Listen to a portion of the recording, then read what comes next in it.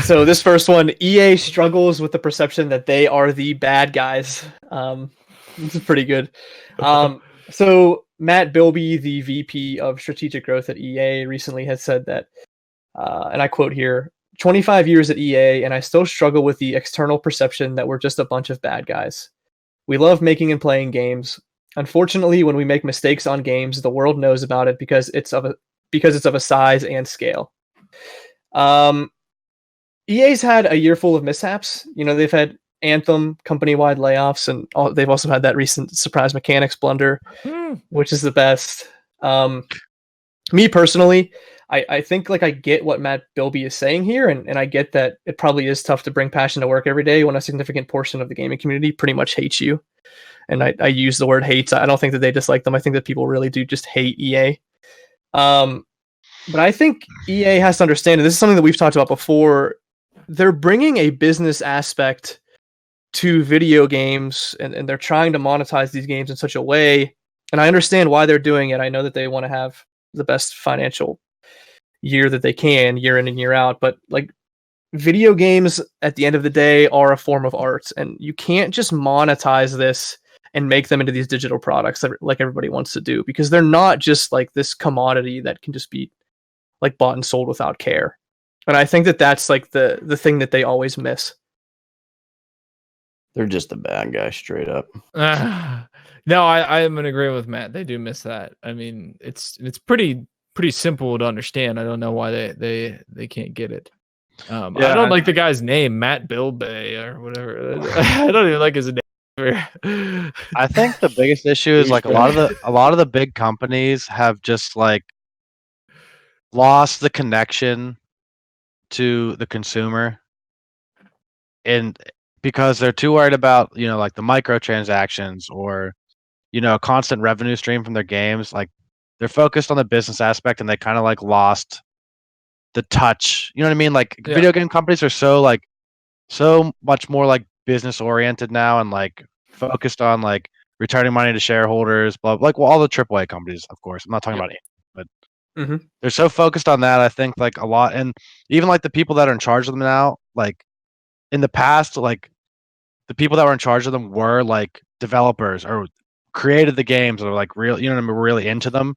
And now I feel it's more you're getting people that are more business oriented, that are at the top, and they don't have the same passion that the people used to have that were in those positions. I think that's a big thing. We've go over this so many times in other podcasts. I mean, it's just a sad fact that it is a business now. There's money to be made, and that these people don't get it because they went to school to make to build a business. They didn't, create the lore, or they didn't create the game mechanics or the soundtrack. They're fucking there to make money. Matt Bilbay, I hate that. He is there to make money. He don't care about Anthem's story or the gameplay or anything like that. Give me a fucking break. I don't know what the salaries are for some of these people, but I think that the role as a community manager needs to be more important. They just need to have more say in what goes on in the conference room than what the next bundle and the microtransaction is going to be. What do these people want here? And it'll go right back to your replay value. You'll keep people coming back, and if you're giving them, why even have forums? That's a great point. Don't get me started on the forums. Got to get active.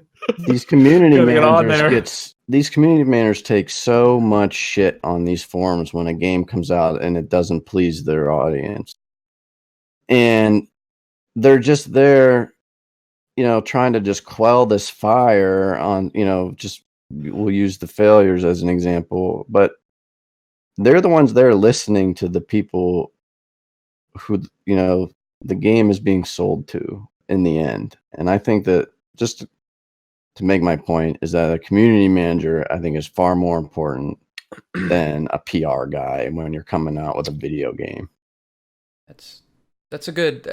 I mean, you say that, and I agree. I bet people definitely overlook that aspect of it, and they're probably underappreciated and disrespected in a lot of cases. But honestly, the more I'm around this kind of these stories, whoever they're getting to speak on behalf of the company, in this guy in particular, I'm pretty empathetic to him, and I kind of understand where he's coming from.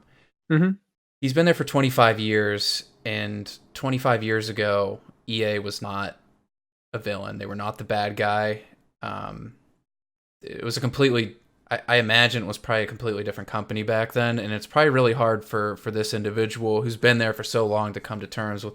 Probably in the last 10 years is probably a safe estimate where they've really become vilified and started using like these terrible practices and essentially cornered or monopolized the sports game market, where they essentially dominate the three of the largest sports in the world. And I mean, they're essentially responsible for merging, the two of the biggest forms of entertainment in the world, video games and sports. I mean, this is what they mainly did coming in, like FIFA, NHL, Madden. Like, these are huge. They have tons of people love football, love soccer, and when you're essentially monopolizing the market, and then it's just like, honestly, their downfall here, monopolizing the market and not building a quality product, something different every year like they had been in the past. Probably when this guy took over, like, you saw some real innovation in like the early 2000s of like Madden football games. I remember them. They were great from year to year, like 2004, 2006. Like, fantastic times to be a Madden fan. NHL too. Yeah. When NHL? you used to be able, the first year they came out with using the stick to control using the stick to control the stick. Yeah. No, it was true, yeah. I mean, it was revolutionary. I mean, it just felt so good whenever you used it, and they really built that Immersion. out. Right. I mean, you can do some really cool stuff with that now. Yeah, I mean, to your point, they have done a good job. Yeah, no, and I didn't, sorry, Matt Bilbay. I didn't realize 25 years, but here's the thing, Matt. Here's the thing, Maddie Bilbay. You gotta accept when you're if you're there during the heyday when shit's good and you're fucking changing everything that Wolf was speaking to, you're making all these changes that are great for these sports video games.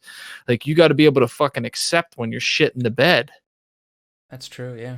I just wish that they would quit treating games like they're just some form of digital software, when there's so much more than that, and they've always been more than that. And I just don't get why they can't. I mean, I don't even know why I say that. They definitely know that, but they just don't care. I mean, they honestly understand what video games are. They're not stupid. They make like billions of dollars. They're really smart. About money. That's all it is. It's money. Money. They're doing the same thing that Activision did with Destiny, and that both Destiny games and Anthem went through this problem. Is that Anthem had 7-year window from the time that they, there was an article about this, they said, and they go through like 3 or 4 years of just writing and coming up with what they want to do, building a foundation on the game, and then they go into a boardroom or they do a test build. The big wig comes down and says, "Well, I don't like this," and then they start from scratch again. It happened with both Destiny games. It happened with Anthem, and I think that they're, like I said, with the community managers and the people who are designated the jobs to, like, let them do their job. Let them make the game. I think that these guys in these suits have way too much control. It's their business, right? They paid the money out to these people. They hired them on. They said, "I want to make this game," right? That's fair to give them that point. But what's the point of going out and hiring, somebody like Martin O'Donnell to do, or is it McDonald to do a soundtrack, and then have him spend all this time and money on it for them to turn around and say, "Well, I don't like this." and then make them restart. You know, like, you don't have an infinite window, you know, and it goes on to, which is a whole nother topic, is this crunch crap. I think they just need I to don't let want to them get. make the game. I don't want to You know, get into crunch. they just need to let these developers work on the game. You know, Crunch bar sounds good though. Yeah, it like, does. They just can't allow a reset halfway through a development cycle happen on these games. And they know that they can get away with it because we keep buying them. Either way. Yep. Oh yeah. That's why we gotta communicate. Well, we got to hit the forums. I think Ben said it. Hit the forums, get in there, let them know how we feel. Make a change in this world. And I don't really think that EA's audience are people like the five of us that pay attention and look at these articles and watch a game through its development cycle. Their target audience are the 8-year-old's mom and dad who go into Target a week before Christmas and say, "Oh, Madden. my son said Battlefield in a sentence one time. You know, he'll buy, you know," and